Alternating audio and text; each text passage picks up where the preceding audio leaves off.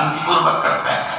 किसी से हमारा लेना नहीं, किसी से हमारा देना नहीं। हमारा अपराध क्या है? हमने ऐसा क्या कर दिया जो आज हमको फोन पे चले आदमी धमका रहा है? हिसाब से अच्छे से चल रहे थे।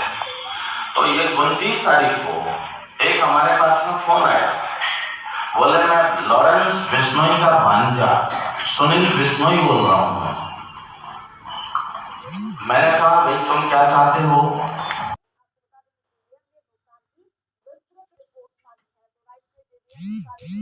कि हम क्या चाहते हैं? उन्होंने हमको धमकाया और बोला कि आप 20 करोड़ रुपए की व्यवस्था करो, अन्यथा आपको पर इतनी गोलियां बरसाएंगे कि आप देख भी नहीं पाएंगे, चिथड़े भी नहीं मिलेंगे। कई तरह की बात करें। उस बात को हम देखो, ऐसा उसी को होता है जो काट का योद्धा होता है, जिसको भय नहीं होता। भय तो सबको होता है, मेरा नहीं तो मेरे साथ वालों के लिए तो नुकसानदायक है ना, वो मेरे चक्कर में किसी और को हो जाए। तो वो बात हमने, हमारा थाना पड़ता है खंडा, सवाई माधोपुर में डिस्ट्रिक्ट है हमारा, सवाई माधोपुर डिस्ट्रिक्ट खंडा तहसील में हमारा आश्रम है, जो हमारा आश्रम एकांत शांत और जंगल में है। हम भजन के दौरान हमारे पास वो फोन आया। अब वो फोन आया तो हमने खंडा थाने में वो रिपोर्ट दर्ज करवाई। खंडा थाने वालों ने रिपोर्ट दर्ज करी। रिपोर्ट दर्ज करने के बाद में उन्होंने हमारे फोन में कोई फंक्शन डलवाया कि ये फंक्शन डालो, अब जो भी फोन आएगा वो रिकॉर्ड होगा। 30 को फिर पुनः फोन आया, लगभग 2 बजे के समथिंग। मैं आश्रम में अपने भक्तों से मिल रहा था, मेरे काम में व्यस्त था। जब जैसे ही फोन आया तो मैंने मेरे शिष्यों को और इनको सबको बताया। ये सब लोगों ने उसकी रिकॉर्डिंग करी और रिकॉर्डिंग करके उसके पास सारे सामान रख दिए, मोबाइल वगैरह से उसकी वीडियो भी करी, ऑडियो भी करी। उसके बाद में वह रिकॉर्डिंग हमने खंडा थाने को पुनः जमा कराई। उसके बाद में हम वहां से चल करके, हमारे सभी लोगों ने हमको कहा कि महाराज जी ये सूचना आपको ऊपर तक देना चाहिए। हमने वहां पर माननीय पुलिस अधीक्षक एसपी साहब ने तत्कालीन प्रभाव से उसी समय हमारे साथ में एक गार्ड लगा दिया।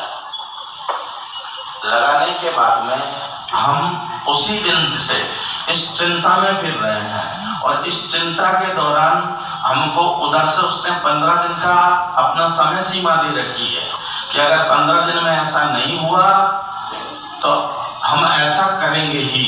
और मुझे भी ऐसा लगता है कि हाँ वो ऐसा कर सकते हैं, क्योंकि मेरी वर्तमान में किसी भी परीक्षा प्रकार से कोई कहीं भी, मैंने जहां भी गया हूं मैं, वहां मुझे किसी ने कोई आश्वासन नहीं दिया अब तक। सब कहते हैं हाँ देखेंगे बताएंगे। देखने और बताने की बात तो दूर है, हमारा तो एक दिन भारी हो रहा है। और मैं मेरे लिए नहीं सोच रहा हूं, अगर मैं नंबर एकता से सोचता हूं तो मेरे साथ में 2-5 आदमी रहते हैं, मेरे कुछ शिक्षकगण रहते हैं गाड़ी में। मान लो ये तो सब ग्रस्त बच्चे हैं, इनको किसी को गोली लग गई तो मैं इनके परिवार वालों को क्या जवाब दूंगा?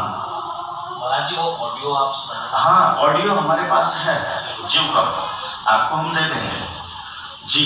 इसके बाद में हम फिर वहां से चल करके हमने प्रथम स्तंभ जो प्रशासन का होता वो अपनाया। प्रशासन ने जितनी मदद करी वो सराहनीय है हमारे लिए, ठीक है।